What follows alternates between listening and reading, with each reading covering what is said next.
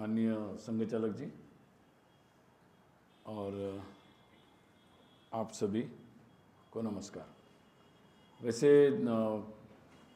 बहुत अच्छा लगा सुनकर कि आप ये 5वां अध्याय है। मतलब अभी तक आप लोगों ने अलग अलग विषयों पर इसके पहले भी अच्छी चर्चा की है, तो आज भी हम लोग एक विषय पर चर्चा करेंगे और मैं प्रयास करूंगा कि कुछ समय हम चर्चा के लिए भी रखें।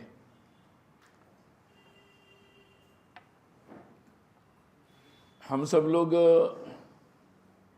इस महान देश भारत में जन्मे हैं और सौभाग्यशाली है कि एक ऐसी महान संस्कृति के साथ जुड़ने का हम लोगों को मौका मिला, क्योंकि ईश्वर कृपा से हम इसी देश में जन्मे और अपने पूर्वजों से जो परंपरा संस्कृति चलती आ रही है, जो मूल्य चलते आ रहे, उस धारा से जुड़ने का और उसमें चलने का हम लोगों को भी भाग्य मिला। मैं प्रयास करूंगा कि ऐसे सामान्य ही हिंदी शब्द उपयोग करूं ताकि समझने में दिक्कत कम हो, और जहां मुझे लगेगा कि मेरे पास कठिन शब्द हैं वहाँ अंग्रेजी का पर्यायी शब्द भी मैं बोलता हूँ ताकि और ज़्यादा आसानी होगी। अच्छा होता कि मैं असमी में बोल पाता, लेकिन अभी तो तुरंत संभव नहीं होगा ऐसे लगता है। तो हम लोगों का सौभाग्य है कि हम लोग ऐसे देश में जन्मे, और ये भी बहुत बड़ी बात है कि आज अगर हम लोग इतने वर्षों के बाद चली आ रही उस परंपरा को, संस्कृति को अभी भी जीवित रूप में हम अनुभव कर रहे हैं इस सदी में भी, तो ये यूं ही नहीं हुआ है। इसके पीछे इस पर भी बहुत सारे आक्रमण हुए और उन सब परिस्थितियों में अपने पूर्वजों ने हर तरह का संघर्ष किया। मतलब वो संघर्ष केवल देश की सीमाओं पर नहीं था, तो समाज के अंदर भी बहुत सारे संभ्रम की परिस्थितियां उत्पन्न हुई। कुछ बाहर के कारण से हुई, कुछ मनुष्य के स्वभाव के कारण हुई, कुछ काल के प्रवाह के कारण हुई, परंतु उस प्रकार से परिस्थितियां भी आई। लेकिन उन परिस्थितियों में भी हर तरीके से अपनी उन बातों को, अपने जीवन मूल्य है कि हमारी जो समझ है आज, जिसको हम बहुत आनंद से लेते हैं, वो वास्तव में एक, इसलिए उनको हमेशा धन्यवाद ही करना चाहिए। कभी कभी लोग अपने पूर्वजों के बारे में सोचते हैं, अरे पता नहीं कैसे हो गया, हमारा देश कहाँ से कहाँ आ गया, पता नहीं हमारे पूर्वजों ने क्या किया। ऐसे भी सोचने वाले लोग हैं हमारे देश में। मुझे लगता है शायद वो जानते नहीं है कि कितना संघर्ष मतलब उस सारे काल में हुआ है। अभी अभी एक छावा नाम से मूवी आई है, तो वो देखकर लोगों को आश्चर्य हो रहा है। मतलब मुझे आश्चर्य हो रहा है कि लोगों को आश्चर्य क्यों हो रहा है, क्योंकि वो इतिहास पता होना चाहिए था लोगों को, लेकिन जब देख रहे हैं वो तो उनको आश्चर्य हो रहा है। इसका मतलब उन्होंने, उनके इमेजिनेशन में इतना बड़ा संघर्ष हुआ है अपनी भूमि पर, ये मतलब उस मात्रा में, उस प्रपोर्शनेट में मालूम नहीं था लोगों को। कुछ दिन पहले की बात है, 10 साल हो गए, ऐसी एक भारत में पढ़ने वाले विदेशी विद्यार्थियों का एक कॉन्फ्रेंस हो रहा था, और उस कॉन्फ्रेंस में मैं बात रख रहा था कि हर एक को अपने रूट्स की तरफ जाना चाहिए, रूट्स को देखना चाहिए, मूल को समझना चाहिए, तभी हम अपनी संस्कृति से, उससे जुड़े रहना चाहिए।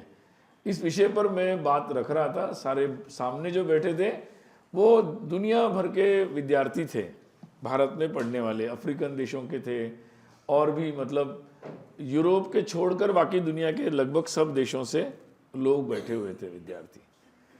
मेरा उद्बोधन होने के बाद एक अफ्रीका का, मतलब युगांडा का शायद था विद्यार्थी या कहीं का था, वो मेरे पास आया कि आप बोल रहे हैं कि रूट्स को ढूंढो, लेकिन मेरे यहाँ तो ऐसा हुआ है कि जिस तरीके से आक्रमण हुआ, ईसाइयत का, मिशनरियों का आक्रमण हुआ, तो मुझे, मेरे पिताजी को, मेरे दादाजी को, और शायद उनके दादाजी को भी मतलब रूट्स ही पता नहीं कि हम लोगों का उसके पहले क्या था।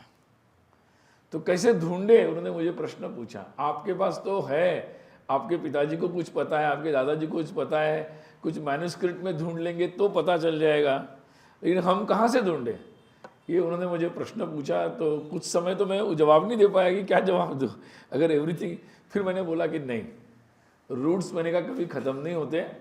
शायद हो सकता है कि वो का मतलब ज़मीन के अंदर गाड़ दिए गए होंगे, लेकिन मैंने कहा ये जो जेनेटिक मेमोरीज होती है हमारी, वो कभी समाप्त नहीं होती मैंने कहा। और अब तो साइंटिफिकली भी प्रूव हो रहा है कि वो दे नेवर लॉस्ट। मैंने कहा आप बस प्रयास करते रहो, घूमते रहो, घूमते रहो, देखते रहो, लोगों से बात करते रहो, कहीं ना कहीं कोई ना कोई बात आपको मिलेगी।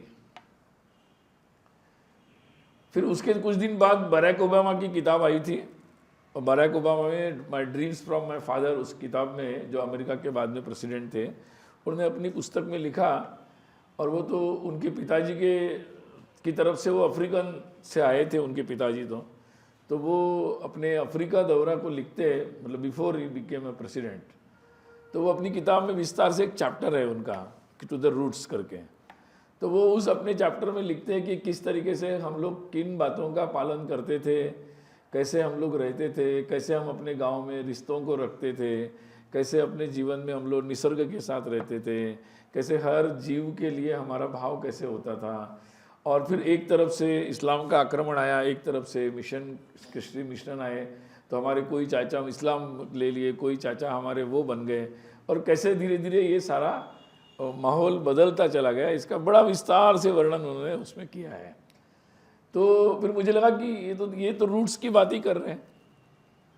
तो पूरी दुनिया में ये एक खोज जो है वो निरंतर चलती है, ये मनुष्य का स्वभाव है, और वो निरंतर अपने रूट्स के खोज में रहता है। और जहाँ भी कहीं रूट्स निकल जाते हैं, वो व्यक्ति के हो, समाज के हो, संस्कृति के हो, तो फिर बहुत सारे संभ्रम उत्पन्न होते हैं, और उस संभ्रम से बहुत विपरीत परिस्थितियाँ उत्पन्न हो जाती है।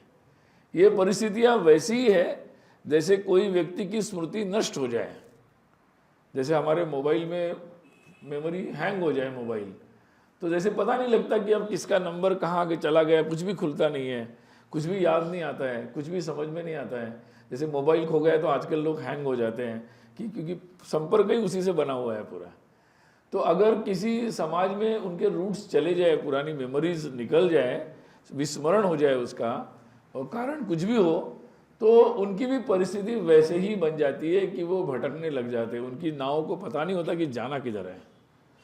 और फिर उस भटकाव में जो बातें निकल के आती है, जिसका कोई अता न पता होता है, वो चीज़ें स्वयं भी भ्रम में चलती है और पूरी दुनिया को जैसे एक भ्रम में डालने का प्रयास करते हैं। और अभी आज के समय में भी पूरे पिछले कुछ वर्षों में जो अमेरिका विशेषकर और बाकी सभी जगह एक नया शब्द आया है, वोकिज़म। इस वोकिज़म ने भी ऐसे ही एक विस्मृत लोगों का जैसे समूह हो, जिनको कुछ याद ही ना हो, मतलब कि कौन क्या है, उस तरीके से उन्होंने एक नए व्यवहार को जन्म दिया, जिससे हम तो अभी भी बहुत कुछ मात्रा में बचे हुए, प्रभाव हमारे ऊपर भी आया है और अच्छे से आ रहा है प्रभाव, शहरों में ज़्यादा है और इंटरनेट के कारण जल्दी आता है वो।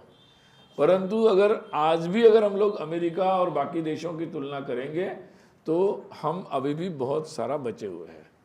इस बार का जो इलेक्शन था अमेरिका का, उस इलेक्शन में अगर आपने देखा होगा कि महत्वपूर्ण मुद्दा था ये वोकिज़म शब्द, ये जो था कि आप वोकिज़म के फॉर है या अगेंस्ट है, ये बहुत बड़ा विषय था और बहुत सारे लोगों ने इस चिंता में ही वोट किया है कि अब उससे बचना चाहिए। और इसलिए अमेरिका जैसे देश ने, प्रेसिडेंट ने आते ही घोषणा की कि there will be only 2 genders. तो किसी को अगर बैकग्राउंड पता नहीं तो लगेगा कि ये क्या घोषणा कर रहे हैं, मतलब कोई डेवलपमेंट की घोषणा करे, कोई बिजनेस प्लान की घोषणा करे, कोई वेलफेयर स्कीम्स की घोषणा करे। वो आने के बाद एक पहली घोषणा कर रहे हैं कि there will be only 2 genders in America. Why भाईस? तो ये, और इसलिए ये जो बात दुनिया में चल रही है, उस बात के जवाब के रूप में लोग, हमारे देश की जो संस्कृति, उसका महत्व लोगों को समझ में आ रहा है। और ऐसे समय में वो देख रहे हैं कि भाई ये जो समस्या उत्पन्न हो रही है इसका समाधान कहाँ से मिलेगा, और उसके समाधान के रूप में हमारे देश की जो संस्कृति है, हमारे देश की संस्कृति किताबों की नहीं है, वास्तव में जीवित रूप में है।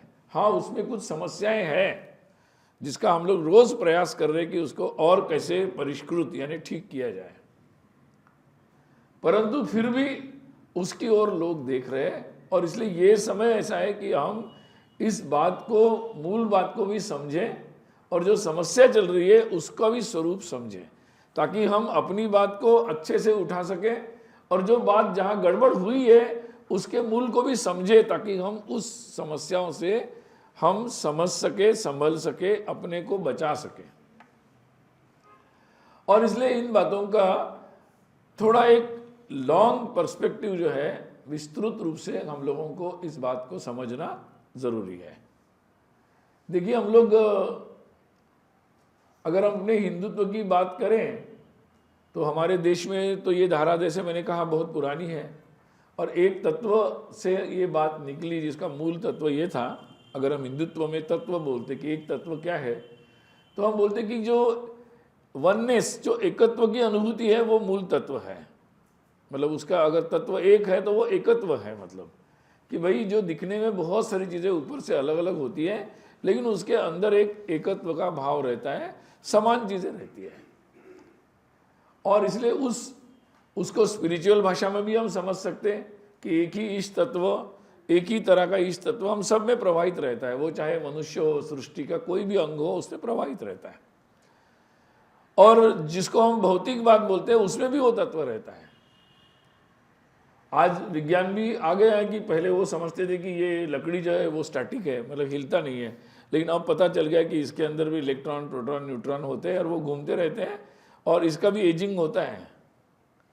तो ये बात लगातार अब विज्ञान के नए जो अनुसंधान हो रहे हैं उससे भी बात समझ में आ रही है।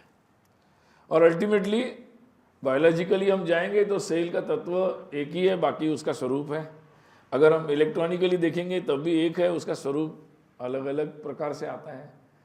तो ये जो मूल अपने ऋषियों ने अपने अनुभूति से, अपने ज्ञान से भारत का निकला हुआ सबसे महत्वपूर्ण ज्ञान ये था कि एकत्व, जो एक सूत्रता है, एक तत्व है, उसकी अनुभूति।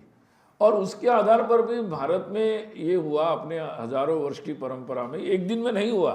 किसी एक प्रेषित ने एक किताब लिख दिया या एक संदेश दे दिया, अचानक एक दिन आ गया, ऐसे ये नहीं हुआ है।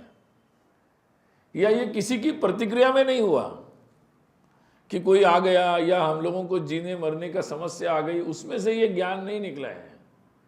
ये ज्ञान तब निकला है जब बहुत अच्छी परिस्थिति थी, बहुत अच्छा था, सब कुछ अच्छा था। उस अच्छाई से ये निकला कि और अच्छा कैसे हो सकता है। और इसीलिए किसी के विरोध में नहीं था, किसी की प्रतिक्रिया में नहीं था, किसी लिमिटेड लोगों के लिए नहीं था, ये पूरे विश्व के लिए था। और उससे ये बात निकल के आई कि भाई ये अगर एक सूत्र है तो फिर एक सूत्र से आगे ये अनुभूति करते जाओ, और अनुभूति से फिर धीरे धीरे रिश्तों को समझते जाओ। इसलिए हम लोग बोलते ना कि हम लोग कभी भी मिलते हैं तो परिचय करते, एक दूसरे से पूछते कहाँ से हो। फिर अगर एक जिला एक प्रांत निकल जाए, अच्छा आसाम से हो, तो फिर और नज़दीकी हो जाती है। कहीं दिल्ली में भी मिल जाए तो फिर पता चला कि कामरूप जिले से है तो और ज़्यादा नज़दीकी लगती है। फिर पता चला कि गुवाहाटी के समझो उजन बाज़ार से है तो और नज़दीकी लगती है। फिर मतलब वो एक, फिर और किसी कॉलेज में पढ़े हैं, संघ में गए थे, किसी संगठन में गए, तो जैसे जैसे हम नया परिचय लेते हैं और नज़दीकी बढ़ती जाती है और रिश्ते की अनुभूति बढ़ती जाती है। तो ज्ञान ही ऐसी चीज़ होती है जो जानना है, जानने से धीरे धीरे धीरे धीरे ये एकत्व समझ में आता है, और जिसको हम जान लेते हैं उसके साथ एकत्व समझ जाते हैं तो रिश्ता बनता जाता है। तो how our culture has evolved in रिश्तों की experiencing this oneness, day by day our culture has evolved. यानी ये रिलेशंस हम समझते चले गए। कल्चर यानी क्या है? रिलेशंस को समझना, रिश्तों को समझना। तो रिश्तों को फिर रिश्ते अगर समझते हैं तो अपनत्व होता है, रिश्ता जैसे बनता है तो अपनत्व होता है, मतलब मेरे लोग हैं, अपने लोग हैं। और फिर जो अपने लोग हैं उनके लिए मेरा बिहेवियर बहुत ही डिफरेंट होता है। यानी आज मैं जा रहा हूँ यहाँ से, मुझे लगता है ये भीड़ है, और जैसे मैं जानने लगूंगा और उसके सुख दुख की चिंता मैं अपने आप करने लगता हूँ। ये अपना स्वभाव है मनुष्य का। तो इसलिए जानने से रिश्ते बनते हैं, रिश्ते बनने से अपनापन बनता है, अपनापन बनने से हमारा बिहेवियर ही चेंज होता है। और वो बिहेवियर जो चेंज होता है वो अपने एकत्व ज्ञान हो गया, उसके बाद अपनी रिश्तों की अनुभूति हो गई, और उससे फिर हम अपना कल्चरल एक्सप्रेशन बोल सकते हैं उसको, सांस्कृतिक अभिव्यक्ति होती है ये एक दूसरे के रिश्ते में अपनेपन की। और फिर हम एक दूसरे की चिंता करते हैं, और वो चिंता करने की जो प्रवृत्ति है वो निरंतर व्यापक हो जाती है। इसलिए हम जो वसुधैव कुटुंबकम बोलते हैं वो उसका विस्तार है। मतलब तो ये जो एक इस धरा से ये बात निकली, और इसको केवल फिलोसॉफिकल नहीं रहा ये, तो ये बात पीढ़ियों दर पीढ़ी, हजारों वर्ष, कितने सारे लोगों ने अपने अपने अनुभव से हजारों वर्ष इसका अभ्यास किया, हजारों वर्ष। और उसके करते करते एक मनुष्य की प्रवृत्ति को एक अच्छी प्रवृत्ति में बदलने का प्रयास किया। और उस अपनेपन के कारण फिर हमारा जो आज जो भी हम हिंदुत्व का बोलते हैं, हिंदुत्व क्या है? मतलब हिंदुत्व मतलब यही है, इसी संस्कृति की अभिव्यक्ति है कि भाई पेड़ के बारे में हमारी सोचने की दृष्टि अलग है, हम पानी देखेंगे तो हमारी दृष्टि अलग होती है, हम पहाड़ देखेंगे हमारी दृष्टि अलग है। ये जो दृष्टि हमारी बनती है वो इस संस्कृति या हिंदुत्व की अभिव्यक्ति है। और इसलिए जब हम हिंदुत्व की बात करते हैं तो हम इस जीवन व्यवहार की बात करते हैं। इसलिए आजकल सुप्रीम कोर्ट ने भी कहा है कि हिंदू वे ऑफ लाइफ। तो ये वे ऑफ लाइफ ये है। और इसीलिए झगड़ा आप कौन से धर्म, कौन से भगवान की पूजा करते ये नहीं है, आप जीवन को सोचते कैसे हैं, यहां से बात शुरू होती है। अब ये और उसके कारण फिर हमारे जो सारे संबंध होते हैं उसमें एक पवित्रता आती है कि भाई अगर मेरी माँ है, मेरी बहन है, मेरा भाई है, मेरे पिता है, मेरा पुत्र है, तो ये जो रिश्ते हैं उन रिश्तों की गहरी समझ के कारण एक पवित्रता आती है उसमें। फिर उस पवित्रता के कारण जीवन व्यवहार आता है कि भाई ये करना चाहिए, नहीं करना चाहिए, पाप पुण्य की कल्पना बनती है, क्या अच्छा है क्या बुरा है, क्या करना चाहिए क्या नहीं करना चाहिए, किसको क्या करना चाहिए किसको क्या नहीं करना चाहिए। और उसके बाद फिर व्यवस्थाएं बनती है, जैसे हमारे देश की विवाह व्यवस्था कि भाई उसमें एक पवित्रता है, एक और उसका सम्मान होता है। तो ये एक व्यवस्था बनती है, उससे रिश्तों की व्यवस्था बनती है। और ये व्यवस्था बनते बनते जब ये बात चलती है तो उससे जो व्यवहार है और उसके कारण फिर हमारा एक व्यवहार सभ्य तरीके का होता है, सुसंस्कृत व्यवहार हम बोलते हैं, बिहेवियर, जिससे हम कुछ भी नहीं करते हैं। कुछ करने से पहले सोचते हैं कि हम कहाँ हैं, हम कहाँ जा रहे हैं, हम किसके सामने खड़े हैं, किससे बात कर रहे हैं, किसको देख रहे हैं। ये देखने की दृष्टि है, ये देखने की दृष्टि जो है। और मैं अगर कनेक्टेड हूँ, कई लोग सोचते हैं कि ये बहुत महत्वपूर्ण बात है। कभी कभी हम अपने परिचित इलाके में रहते तो हम लोग आजकल हर जगह जाएंगे तो लिखा रहता है कि यहाँ सीसीटीवी की आप नज़र में है, ऐसा लिखा रहता है। तो कई लोगों को, कुछ लोगों का देखा मैंने कि जो बढ़िया से चलते रहते, कुछ भी करते रहते, जैसे वो बोर्ड दिखा रहे सीसीटीवी है, थोड़ा उनका बिहेवियर चेंज कर लेते। But that is not our culture. हम लोग तो अपनी समझ से चलते हैं कि भाई मुझे कहाँ कैसे व्यवहार करना चाहिए, और उसके अनुसार उसका हम रिस्पेक्ट करते हैं। और उसके कारण हमारी पूरी इस एक समझ के कारण ये सब होता है। फिर जब हम एकत्व की अनुभूति लेते हैं तो हम ये समझते हैं कि भाई मुझे मतलब व्यवहार कैसा करना चाहिए, मतलब कोई भी बात के बारे में। तो ये बात फिर मैं ओनर हूँ या मैं सभी के साथ मेरा क्या संबंध है, तो मेरा बिहेवियर पूरा चेंज हो जाता है। अब ये जो बात एक इस्टेब्लिश बात होती है, ये अगर जीवन मूल्य किसी समाज और सोसाइटी में अगर स्थापित है और उसके अनुसार वो व्यवहार करते हैं, तो राजनीति क्या चल रही है, इकोनॉमी क्या चल रही है, पॉलिटिकल सिचुएशन क्या चल रही है, हम आसाम में रहते कि कहाँ रहते हैं, और ये ज़रूरत नहीं कि हम अपने मोहल्ले में हैं तो बढ़िया है, बड़े मुंबई दिल्ली शहर में चले गए, कोई देख नहीं रहा तो कुछ भी कर रहे हैं, अमेरिका चले गए तो कुछ भी कर रहे हैं, ऐसा नहीं करते हैं। हमारे इतने लोग अमेरिका जैसे देश में भी गए हैं, वो ज़्यादा से ज़्यादा प्रैक्टिस करते हैं अपने जीवन व्यवहार में, उनके परिवार में, मूल्य, अपने रिश्ते ज़्यादा प्रैक्टिस करते हैं। तो उनको तो वहाँ कोई नहीं देख रहा है, वो तो अपनी दुनिया में है। तो ये जो बात है, इस कारण से एक समाज की व्यवस्था बनती है, समाज में अन्याय अत्याचार मिनिमाइज होता है, बहुत कम होता है, समाज का व्यवहार ही बदलता है, एक अच्छा समाज बनता है जो लोगों को लूटता नहीं, शोषण नहीं करता, कानून का पालन करता है, एक प्रामाणिकता से अपना बिजनेस भी करेगा तो प्रामाणिकता से करता है, और रिश्तों को भी प्रामाणिकता से देखता है। उसका देखने का दृष्टिकोण दूसरे धर्म के हो, दूसरी भाषा के हो, दूसरे भगवान की पूजा करने वाले हो, दूसरे देश के हो, उसकी देखने की दृष्टि द्वेष से नहीं रहती, तो प्रेम से रहती है, और वो सह अस्तित्व के बारे में सोचता है। तो ये जो पूरी एक बात, और इस बारे में इसकी जो ध्वजा है, ये भारत के लोगों ने, अपने हिंदू परंपरा ने हजारों वर्ष तक बना के रखी, और पूरी दुनिया में इसका प्रभाव है। आज भी उसको एक शुद्ध रूप में देखना है तो लोग भारत की तरफ, हिंदू परिवार की तरफ देखते हैं। और इसलिए हम लोग देख रहे हैं कि अब चाहे योग हो, लोगों ने ले लिया आज इस सदी में भी, अब ध्यान दिवस भी ले लिया, मेडिटेशन डे ले लिया, कुंभ में देखिए कैसे दुनिया भर के लोग आ गए। तो ये जो बात धीरे धीरे लोगों के समझ में आ रही है, अब ये सारा जो क्रम है हमारा, जो ये क्रम अगर चलता रहा, तो जो ऐसी शक्तियां हैं कि जो इस तरीके, इस बात की समझ नहीं रखते,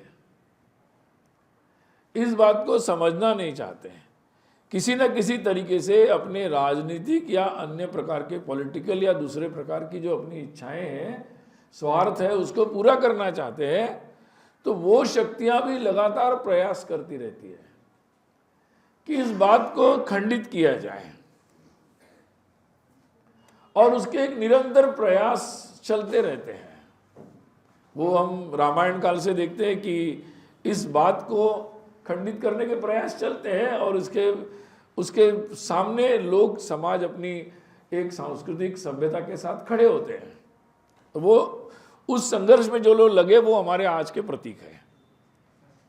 हमारे देश में ऐसे बहुत सारे आक्रमण हुए, शक आए, हुण आए, बहुत सारे लोग आए, परंतु धीरे धीरे वो आने के बाद भी ऐसे कई इतिहास के उदाहरण हैं। आज लंबा हो जाएगा अगर मैं वो उदाहरण दूं, लेकिन ऐसे बहुत सारे उदाहरण हैं कि वो आए तो आक्रामक बनकर, लेकिन उन्होंने जब देखा कि यहाँ के लोग कैसे हैं, तो धीरे धीरे वो इसी समाज में मिल गए।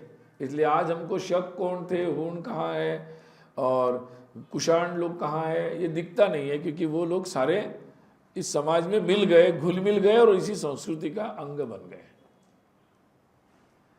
परंतु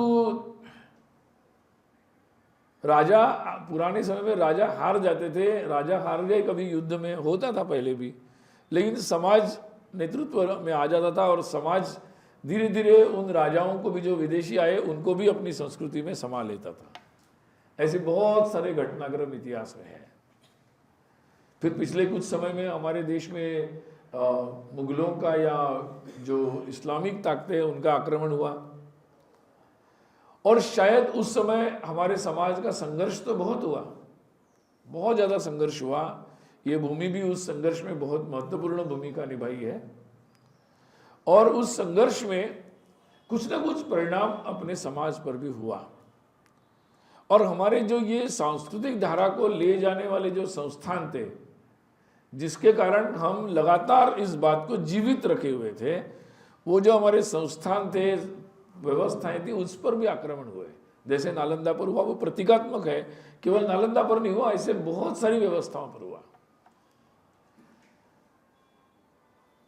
और ये आक्रमण था हमारी जो सभ्यता थी उन सभ्यताओं पर कि जो हम रिश्तों को देखते हैं, मनुष्य को कैसे देखते हैं, दूसरे धर्म को कैसे देखते हैं, दूसरे भगवान को कैसे देखते हैं, इसके एकदम विपरीत ये आक्रमण थे, एकदम विपरीत थे। फिर जो ब्रिटिश राज या पोर्तुगीज वगैरह जो भी राज आया, उनके राज में जो वो मिशन लेकर आए, ईसाई मिशन, वो भी ऐसे ही थे। उन्होंने भी उन रिश्तों को ज़्यादा इम्पोर्टेंस नहीं दिया, उस पवित्रता को इम्पोर्टेंस नहीं दिया, महिलाओं के प्रति देखने के दृष्टिकोण को इम्पोर्टेंस नहीं दिया, हमारे भगवान या हमारी जो एक व्यापकता थी उसका इम्पोर्टेंस नहीं दिया। और उन्होंने इस बात को थोपने का और संभ्रमित करने का लगातार प्रयास किया। उसके भी परिणाम समाज पर हुए। लेकिन ये परिणाम कम्युनिस्ट आए, वो हमारी प्रक्रिया नहीं थी। कम्युनिस्टों का भी उदय जो हुआ, जो अति पूंजीवाद के कारण या ईसाई राज के कारण जो अति अत्याचार हुए लोगों पर, और उसके प्रतिक्रिया के रूप में कम्युनिज्म आया। जो उनकी कल्पनाएं बनी सेकुलरिज्म की, या बहुत सारी जो कल्पनाएं आज के समय में जो बनी, वो कल्पनाएं उनकी, या कम्युनिज्म जो आया, पूरा मार्क्सवाद जो आया, वो उनके देश में जो घटनाएं हो रही थी अतिवाद की, उसके प्रतिक्रिया रूप में आया।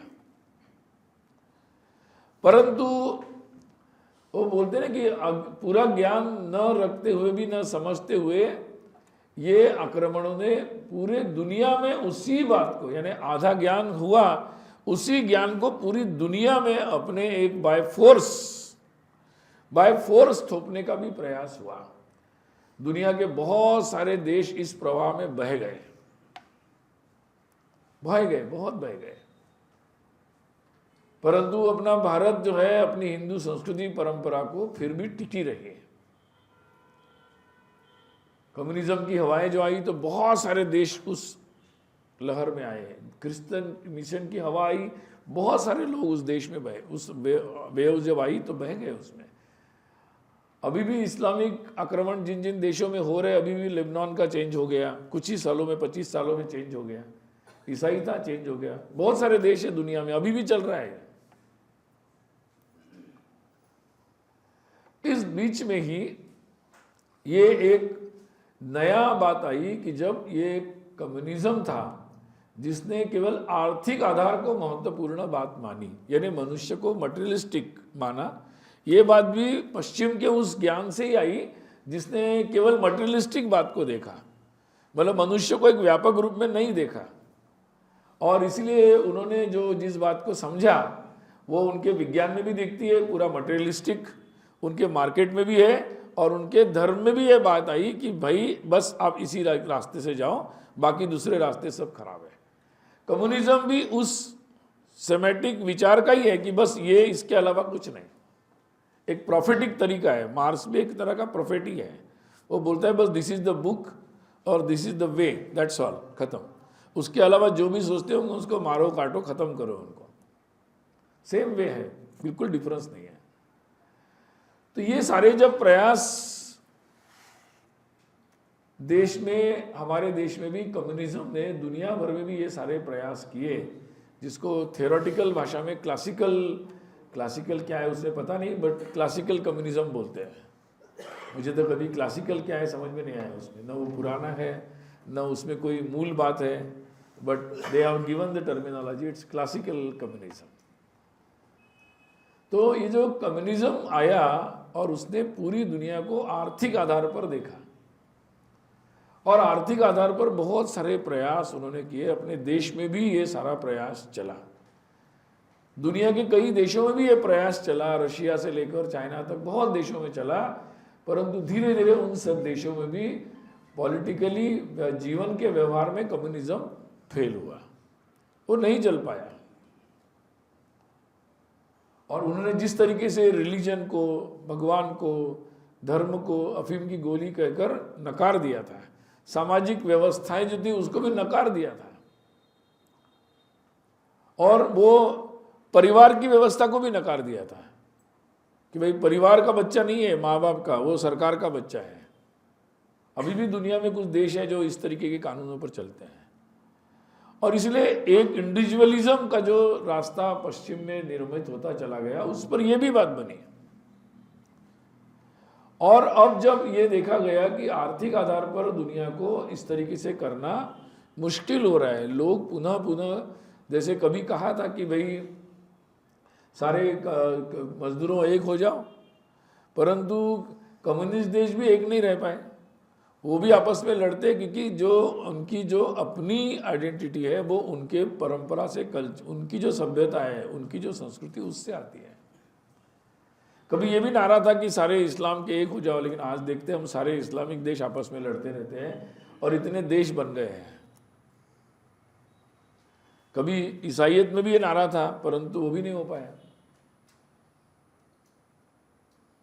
तो उन लोगों को आश्चर्य भी लगता है कि भारत में इतने सारे लोग हैं, उनकी दृष्टि से नेशन है, लेकिन वो सारे लोग हिंदुत्व के नाम पर सब एक साथ चलते रहते हैं।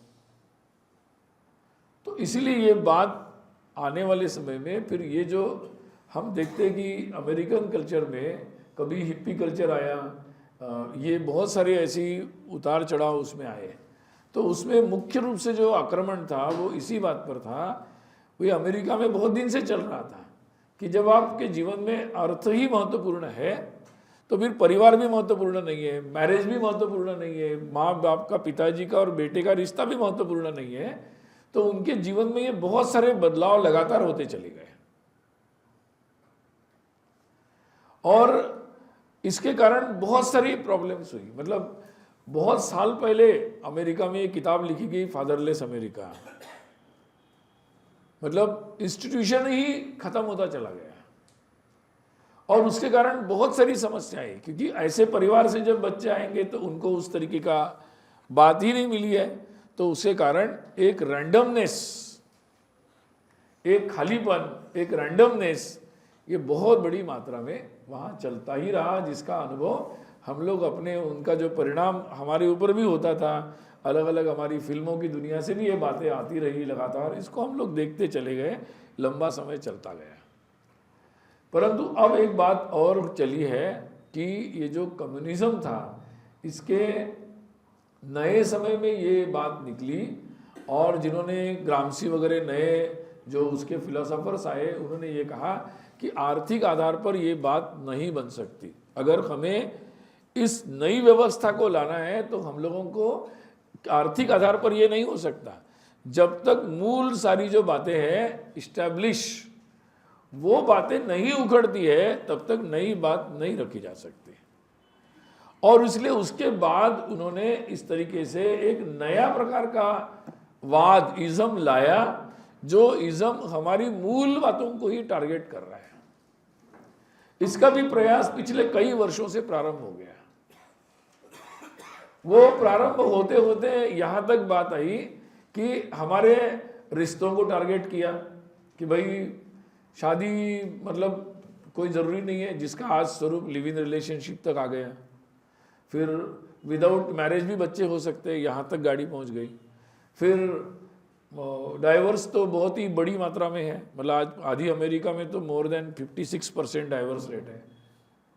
मतलब भारत में आज भी अगर एवरेज निकाला जाए तो 1% है, फिर भी हमारे लिए तो कल्चरल शॉक है। तो ये डिस्टर्बेंसेस पूरी दुनिया में और उसका दुनिया भर में ये केवल हैपनिंग्स नहीं है, इसको प्रमोट करने के बहुत वर्षों से सिस्टमैटिक प्रयास चल रहे हैं। और इसलिए आज ये विषय को समझना इसलिए ज़रूरी है। अगर हम ये सोचते हैं कि हम तो अपने घर में संस्कार देंगे और हमारा देश और हमारी संस्कृति चलती रहेगी, तो ये इतना सिंपल नहीं है। अभी लाइफ इज समवट कॉम्प्लिकेटेड। क्यों? क्योंकि अब केवल वो अपना पालन नहीं कर रहे अपने देश में, वो यही पालन दुनिया भर में हो, इसके लिए आज से सारे आधुनिक तंत्रों का, सारे प्लेटफॉर्म्स का भी उपयोग कर रहे हैं। और क्योंकि वो उसमें दोनों तीनों बातें मिक्स हो गई है। अब वुकिज्म जो है ये नया इसका स्वरूप है। मतलब ये एक अंतर्राष्ट्रीय जो कॉमन इंटरेस्ट है लोगों का, उसका एक षड्यंत्र है। मतलब किसी को अपने मार्केट में अपनी चीज़ें बेचनी है, तो वो उसको कोई लेना देना नहीं कि आपके परिवार में क्या होता है। वो अपनी मार्केट में चीज़ें बेचने के लिए तैयार है, तो वो किसी भी रास्ते पे ये चीज़ों को सूटेबल है उनके लिए।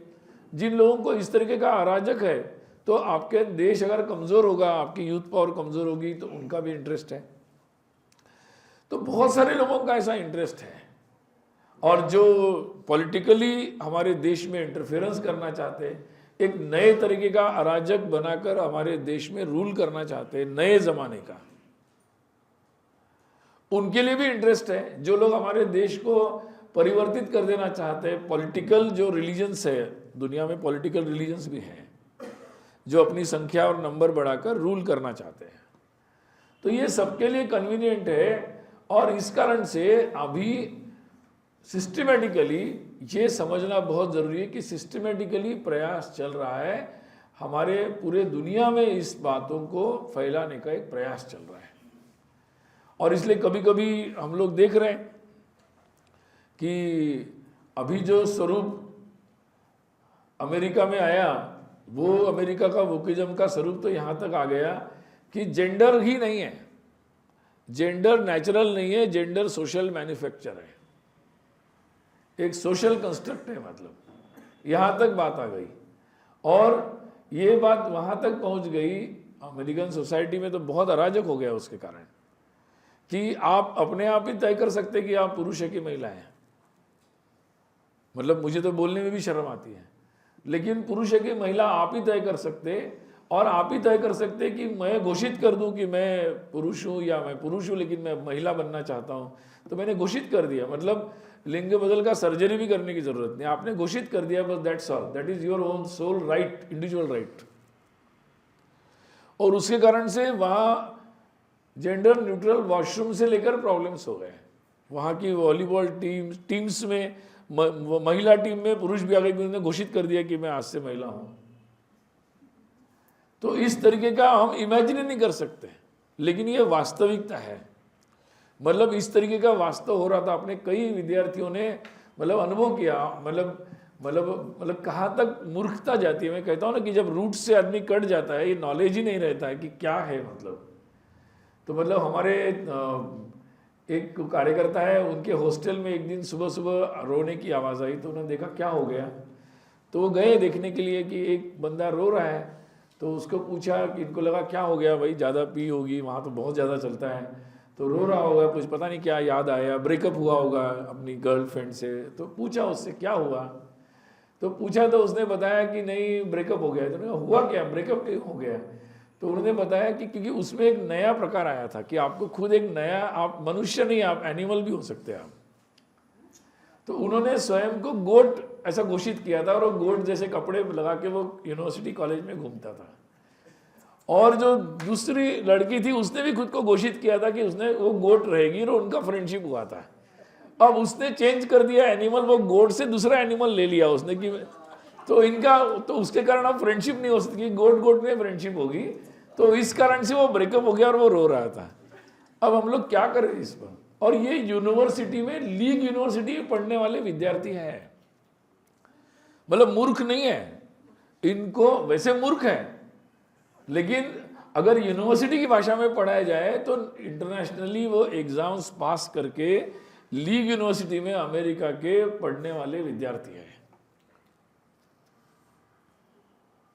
अब ये जो वहां तक गाड़ी उनकी जो पहुंची, और इस कारण से इस मैंने जो कहा ना कि इस अमेरिकन इलेक्शंस में इसलिए दो भाग हो गए सोसाइटी में।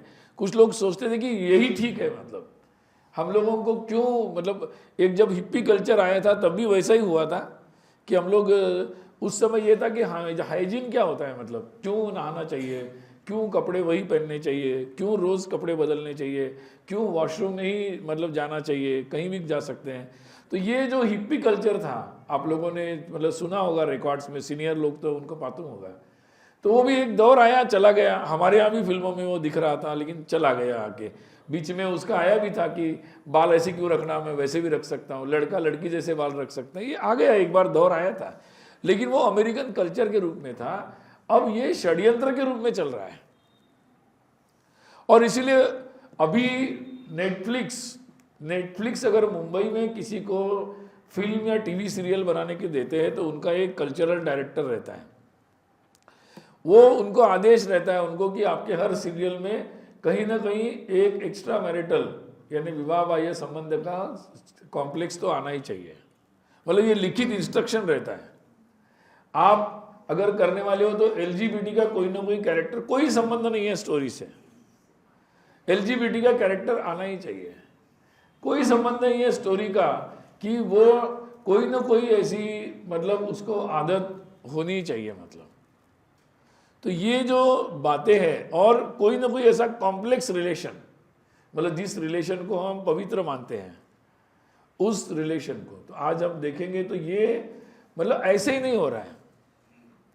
इसके लिए बहुत सारा एक कॉन्स्पिरेसी चल रही है, मतलब ये सीरियल में आ जाए, एडवर्टाइज में आ जाए ये, और ये इसके लिए बहुत सारी संस्थाएं हैं जो पॉलिसीज में भी काम कर रही है। और ये क्या होता है कि एक माहौल बनाया जाता है, फिर हमारी सरकार के सामने पेपर में आता है, फ्रंट पेज में न्यूज़ आती है, आंदोलन होता है, आंदोलन के बाद सरकार भी सुप्रीम कोर्ट में जाता है कि भाई आप सेम सेक्स मैरिज के लिए अनुमति दे दो। इतना दबाव बन जाता है कि लगता है कि ऐसे हो जाएगा, और बहुत सारे लोग भी लगते हैं कि यही दैट लुक्स कूल, मॉडर्न लगता है वो। तो ये एक जिसको बोलते हैं कि प्रॉक्सी वॉर जैसा है, क्योंकि ये बाहर से कोई नहीं बोलता है, हमारे यहाँ ही कुछ लोग कंफ्यूज हो जाते हैं बिकॉज क्योंकि अगर इसलिए आज ज़्यादा ज़रूरी है कि हम इन बातों को ठीक तरीके से लोगों को समझाएं ताकि कोई भी इस बारे में समझ जाए कि ये कहाँ से ये युद्ध है। मतलब ये कोई नई बात नहीं है, ये बातें पुरानी है, एक नए स्वरूप में उसको लाया जा रहा है। और फिर उस प्रकार से मार्केट लाना, मार्केट में वैसे प्रोडक्ट्स आना, उस प्रकार की बातें, और फिर हम ही अपने कानून बदलते हैं, हम ही डिमांड करते हैं। और इसीलिए वो टारगेट्स लिए जाते हैं, कभी महिलाओं का हित, कभी ट्राइबल का हित। अगर हम लोग दुर्गा माँ की पूजा करते हैं, हम आसाम में महिषासुर मर्दिनी बोलते हैं उसको, तो महिषासुर के बारे में विषय लेना, पहले कभी वो जेएनयू कैंपस में होता था महिषासुर सब्जेक्ट, अब जंगलों में भी, मंडला, छत्तीसगढ़ के, झारखंड के जंगलों में भी ये बात उठाई जाती है। तो ये जो जैसे राम और रावण है, तो रावण के बारे में विषय उठाना, मतलब जो चीज़ को हम सबसे महत्वपूर्ण मानते हैं, पवित्र मानते हैं, उसके बारे में क्वेश्चन मार्क लगाने का एक व्यापक षड्यंत्र चल रहा है। और इसलिए वोकिज्म का स्वरूप केवल वहाँ तक नहीं है कि आपका जेंडर क्या है। इसलिए अमेरिकन प्रेसिडेंट ने आने के बाद सबसे पहला उस बात को रोकने के लिए घोषणा की है, क्योंकि उनके यहाँ तो अराजक हो गया था, मतलब लिविंग जो है सामान्य रूप से जीना मुश्किल हो रहा था लोगों को। अच्छा हुआ कि उन दिनों में अमेरिका प्रवास नहीं किया मैं, यूरोप के लोग तो कम से कम थोड़ा कंट्रोल में थे, वो चिंतित भी थे। तो ये बात जो षड्यंत्र पूर्वक चल रही है, और इसमें और एक बात आई है कि ये बात ने फिर बहुत अलग अलग तरीके के मीडिया, सोशल मीडिया, और उसमें फिर आज जो सारे प्लेटफॉर्म्स है, उन प्लेटफॉर्म्स में भी जो आजकल एल्गोरिदम होता है कि आप क्या देख रहे हैं, क्या चीज़ आ जाएगी, फिर एक बार आएगी तो वो चलती रहेगी। तो ये जो सारा एक पूरा तंत्र बनाने का प्रयास चल रहा है, और ये एक इसको समझने का एक वोकिज्म का एक व्यापक स्वरूप है, और ये केवल एक समय की हवा नहीं है, इसके पीछे एक तंत्र काम कर रहा है, एक तंत्र काम कर रहा है। और कई लोग सोचते हैं कि ये सारे लोग हमारे हिंदुत्व पर, भारत की यात्रा पर, हमारी कुंभ पर, परंपराओं पर और आरएसएस पर क्यों टिप्पणी करते। कई लोग प्रश्न मुझे पूछते हैं। मैंने कहा ये जो सारे षड्यंत्र चल रहे हैं, इसका जवाब भारत की तरफ से बड़े मजबूती से दिया जा रहा है।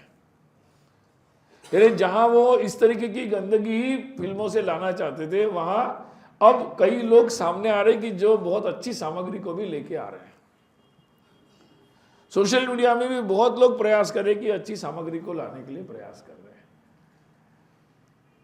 हमारे देश में इन बातों के बारे में पता नहीं था लोगों को, क्योंकि बहुत दिनों से हिंदुत्व की बातें बोली नहीं जा रही थी, बताई नहीं जा रही थी, घरों में भी चर्चा कम हो रही थी, पब्लिक प्लेटफॉर्म पे नहीं हो रही थी, हमारे समाज जीवन में, एकेडमिक्स में, मीडिया में लिखा नहीं जा रहा था, डिबेट नहीं हो रही थी। पर हम सौभाग्यशाली है कि पिछले 30-40 वर्षों से देश में राम मंदिर की डिबेट चल रही है। हम सौभाग्यशाली है कि देश में राम मंदिर की डिबेट चलती रही और उसके कारण हम अपने देश के मूल हिंदुत्व की चर्चा करते रहे। मतलब कई लोग मानते हैं कि केवल राम मंदिर का उद्देश्य नहीं था उसमें, इस देश में राम क्या है और राम के चलते चलते हमारी संस्कृति क्या है, हमारी आइडेंटिटी क्या है, वास्तव में हमारी जीने की पद्धति क्या है और क्या अंतर है बाकी सोचने में और हमारे सोचने में। ये बात को समझने का जो एक लंबे समय से जो प्रयास चला उसने हमें बहुत हद तक, कई लोग पूछते हैं कि राम मंदिर का हो गया, अब ये तो एक पॉलिटिकल था। नो, ये पॉलिटिकल नहीं था।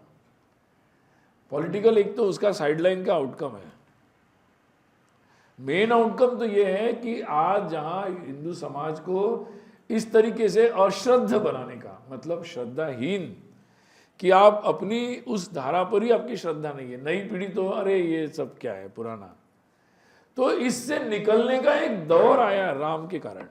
जहां भारत माता की जय कूल नहीं था, हम लोग ही बोलते थे, 30-40 वर्षों में अब सारे लोग बोल रहे हैं।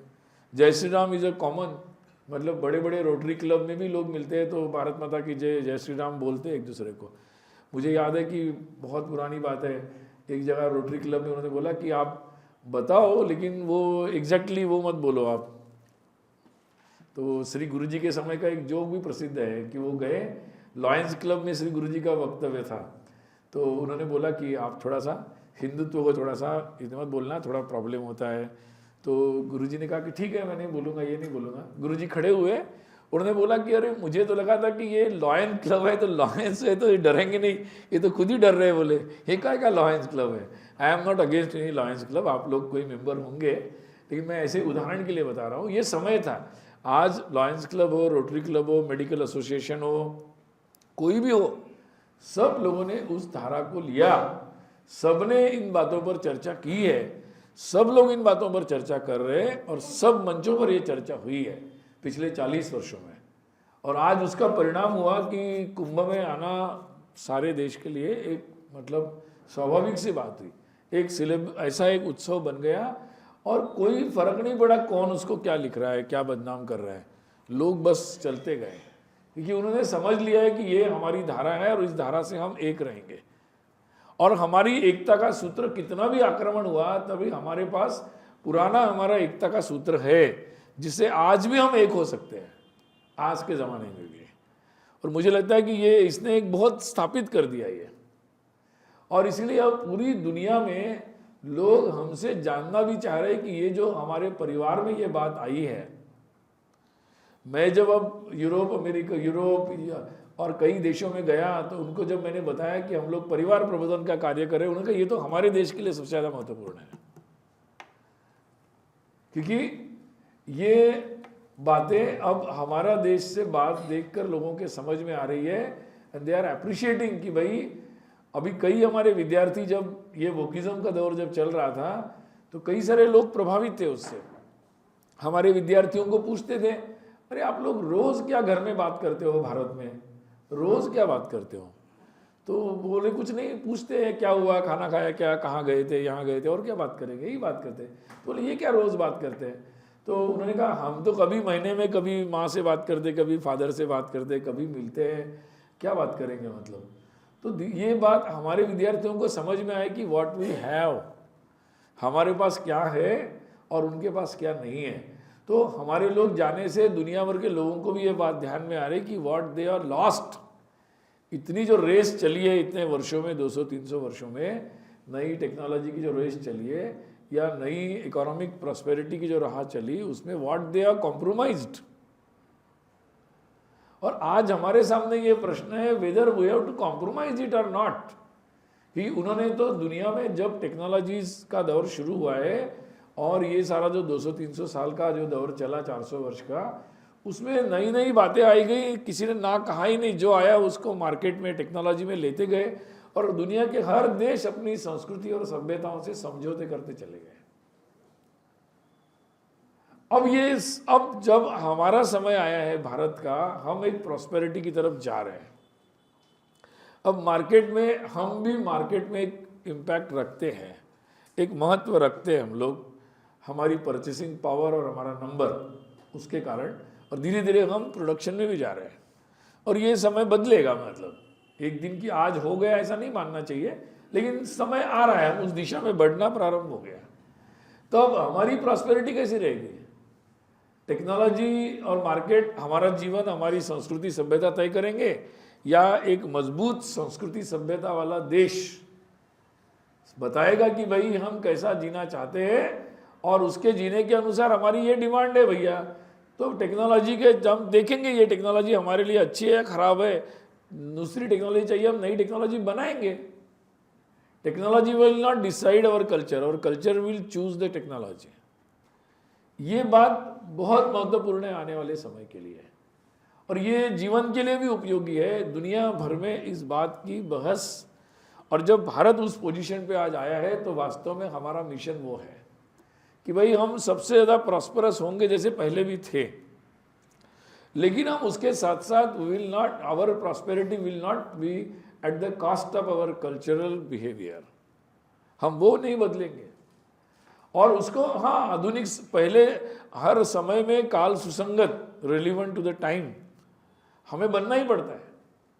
हमारे खाना में बदलाव होते हैं, हमारे ड्रेस बदलता है, भाषाओं में कुछ नए शब्द जुड़ते हैं, ये सब होता रहता है, परंतु वो बदलाव तो होता रहेगा, काल का महिमा है वो।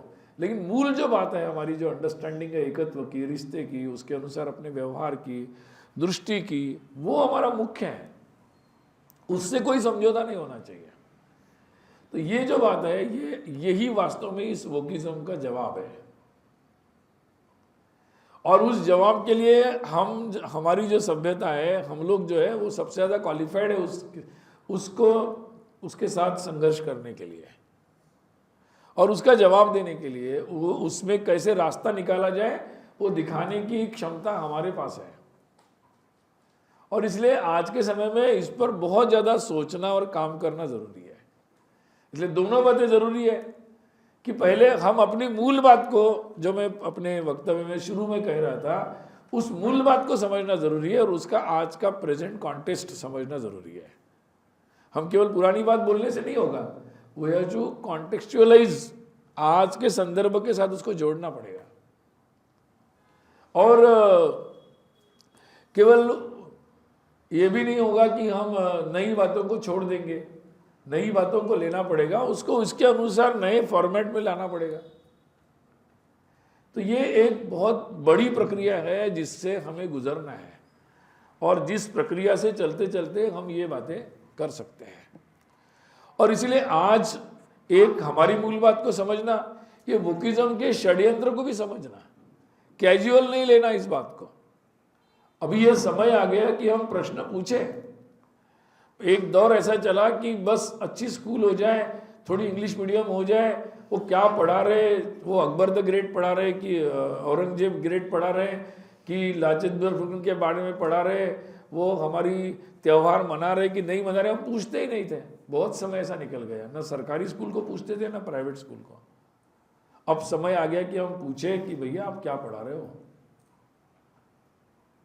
हम सरकारों को भी नहीं पूछते हैं, मतलब छोटी सी कोई रेट बढ़ गया, प्याज बढ़ गया, तो सरकारों को लोग लाते हैं और हटा देते हैं। लेकिन अब प्रश्न आ गया कि हम इस बात को पूछें कि भाई इस पर पॉलिसी बनाओ आप। अगर OTT प्लेटफॉर्म्स में या हमारे जितने भी सोशल मीडिया प्लेटफॉर्म्स है, उसमें अगर रोज गंदगी आ रही है अनकंट्रोल्ड, तो उसको रोकने के लिए समाज से आवाज उठनी पड़ेगी। अगर हमारे रिश्तों को बहुत खराब तरीके दिखा रहे हैं, पति पत्नी, भाई भाई, दोस्तों के संबंध, भाभी देवर, ये सारे संबंधों पर जो एक कुछ ना कुछ उसमें गलत दिखाने का जो प्रयास चल रहा है, उन पर भी प्रश्न उठाना पड़ेगा। और ये प्रश्न समाज से जितने उठेंगे तो मुझे लगता है तभी सरकारें भी इस पर कुछ काम करेगी। जो नए समय की नई टेक्नोलॉजी, नए नियम, उसका उपयोग करते हुए हम इन बातों को ठीक कर सकते हैं। ये कोई ऐसी चीज़ नहीं है कि जिसको हम रोक नहीं सकते या जिसको हम ठीक नहीं कर सकते। उसके लिए आज भी नई टेक्नोलॉजीज है, हर तरह के फिल्टर्स लगाए जा सकते हैं। हम फिल्टर वाली सोसाइटी नहीं, हम ओपन सोसाइटी है। इन ओपन का मतलब ये नहीं होता है कि कोई मर्यादा ही नहीं रहेगी। हम ओपन सोसाइटी है, हमारी जैसी जो संस्कृति है उसमें तो हम फ्री है, मतलब लोगों से कि सबके लिए मुक्तता है उसमें। परंतु इस बात की ये बात, और एक तरफ हम लोग मतलब बच्चों के लिए 18 साल की 16 साल की उम्र तक बहुत सारी चीजें वो क्या देखे क्या ना देखे इसका निश्चित रूप से पेरेंट्स के लिए अधिकार है। विदेश में होगा कि भाई मतलब क्या किया जाए, आजकल तो दुनिया भर में मांग हो रही है, ये वर्ल्ड फिनोमिनन है, सब लोग इसके बारे में सोच रहे हैं। और इसलिए आज के समय में इन सब बातों को भी सोचना जरूरी है। अभी हमारे यूनिवर्सिटीज में, कॉलेजेस में इन बातों के बारे में क्या पढ़ाया जा रहा है, इसके बारे में कौन टीचर्स क्या कर रहे हैं, ये सब जागरूक होने का समय है। और इसके लिए हम केवल सरकारों के सिलेबस पर आउटसोर्स नहीं कर सकते। आजकल आउटसोर्स चलता है ना हर जगह, तो हम ये बात सरकार को आउटसोर्स नहीं कर सकते या केवल स्कूल कॉलेज को आउटसोर्स नहीं कर सकते। इस बारे में सतर्क होने की ज़रूरत है।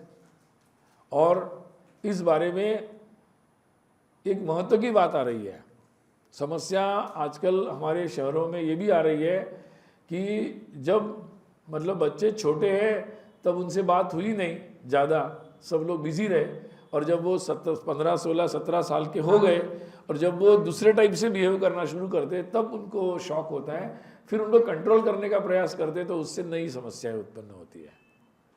और इसलिए इस बात से निष्कर्ष यही निकल रहा है कि अर्ली एज में अगर उनके साथ जो भी उनको ट्रांसफॉर्मेशन करना है या जिस दिशा में उनको ले जाना है और उनके साथ वैसे रिलेशंस, ये जितना उस समय होगा, अभी नए रिसर्चेस भी यही बताते हैं। इसलिए अभी नई शिक्षा नीति में इस प्रकार से बदलाव और इस प्रकार से सिलेबस करने के प्रयास भी किए जा रहे हैं, उस प्रकार की बातें लाने का भी प्रयास किया जा रहा है। ये भी जनरेशनल काम है, टाइम लगेगा, परंतु ये बात अपने समाज में इसकी जागृति होना आवश्यक है। और इसलिए इन बातों का जो पिछले दिनों में ठीक से विरोध भी हुआ है, क्योंकि ये केवल जेंडर तक सीमित नहीं है, ये राष्ट्र तक भी है कि राष्ट्र है क्या, राष्ट्र होता है क्या, समाज होता है क्या, सोशल कंस्ट्रक्ट कहीं होता है क्या, समाज नाम की कोई रिस्पॉन्सिबिलिटी होती है, ये सारे प्रश्न खड़े कर दिए गए। और इसलिए आज हमारे देश में भी ये प्रश्न उठाने के प्रयास किए गए कि राष्ट्रगीत हो रहा है तो खड़े होना है क्या, बोलना है क्या, कंपलसरी होना है क्या, ये सब प्रश्न उठाए गए। लेकिन मुझे लगता है हमारे देश में इस बारे में समाज ने जागरूक होकर इस बारे में जो पहल की, विश्वविद्यालयों में इस तरीके के नारे लगाकर लोगों को मतलब हर इस्टेब्लिश चीज़ का चैलेंज, वो किस्म का ये करते हैं, हर इस्टेब्लिश चीज़ का चैलेंज करना, तो उन बातों पर भी चैलेंज हुआ। और हमारे न्यायालय के बारे में भी वैसे करना, समाज की हर व्यवस्था के बारे में प्रश्न उठाना।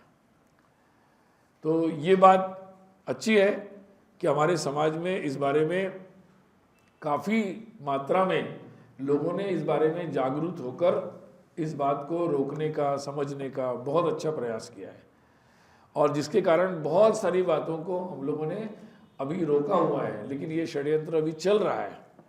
और इसलिए अधिकाधिक जागरूक होकर इन सारी छोटी छोटी बातों को, हमें दूसरे एक्सट्रीम में जाकर कट्टर नहीं बनना है, लेकिन हम लोगों को एक निश्चित एक षड्यंत्र से निश्चित रूप से अपने नई पीढ़ी को बचाना है, अपने समाज को बचाना है, इस संभ्रम से लोगों को बचाना है, और इस बात को ध्यान में रखकर आगे बढ़ना है। और इसलिए आज हम लोग, जैसे मैंने कहा कि एक हिंदुत्व का जो एक समझ पूरे देश में बन रही है, एक उस बात के बारे में लोगों को बात ध्यान में आ रही है, वो हमारी देश का, हमारी संस्कृति का, हमारी सभ्यता का, हमारी एकता का, हमारे संगठित होने का एक, और हमारे आने वाले भविष्य के एक उज्जवल भविष्य का भी महत्वपूर्ण आधार है। और इसलिए उस आधार को, ये जब दुनिया में चल रहा है तो उसी समय पर भारत में हिंदुत्व की इस धारा का उदय हो रहा है, मतलब उभार हो रहा है, राइज बोल सकते हैं।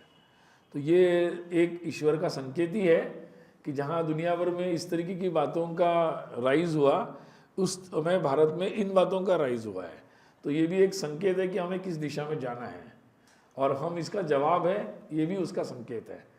तो उसको इस बारे में इस तरीके से हम समझते हैं तो हम लोग इसको समझें और इस तरीके से समाज जीवन में इसको और अच्छी दिशा में ले जाने के लिए हम सभी कार्यरत हो, इसको पढ़ें, इसको समझें, इस एक जो नेटवर्क मायाजाल चल रहा है उसको समझें और हम अपनी मूल बातों को अपने जीवन में समाज में आगे ले जाने के लिए हम नेतृत्व करें, अपने अपने स्तर पर उसका कार्य करें। यही आज के जीवन में बहुत महत्वपूर्ण बात है। तो मैंने संक्षिप्त में अपनी बात रखने का प्रयास किया है। आपको कुछ भी इस बारे में थोड़ा समय अगर होगा तो मुझे लगता है 15-20 मिनट तो है, आप लोगों को कुछ भी पूछना है या कुछ बताना है तो बता सकते हैं।